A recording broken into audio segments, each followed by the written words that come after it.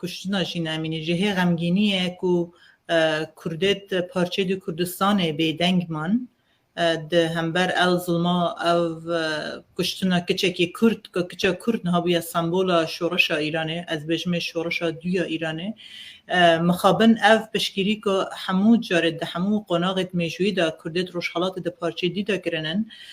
ام هر جه رفراندوم باشور کردستان بگرن جه گرتنا اجالان بگرن جه برخودان کوبانی بگرن جه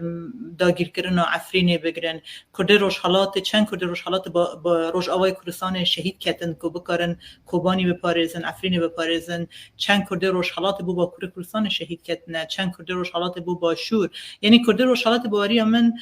از نخوازم کردستان بکم چهار پارچه جداهی بین پارچه هبیر لی باوری من دمیجویا کرده روش حالات ده باش هاتی دیار کردن کو هر کردک هر جهه که دنیای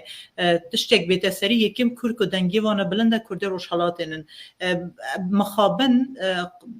هر جارش کرده روش حالات بن ظلم زورداری بنا او هوار کرنه بانگش کرده پارچه دی کرنه که پشگیری وانا بکن کرده پارچه دی بیدنگ بونه از نسانم راستی جهه شرمزار کرنه یعنی چماد با کردستان گلتر 20 میلیون کسایه اگر 20 میلیون کسا هر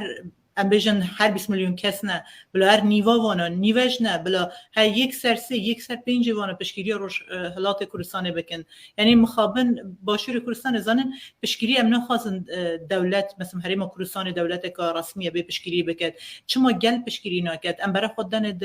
میدیات اروپی امریکی دا هنرمند وانا اکتر دوانا یعنی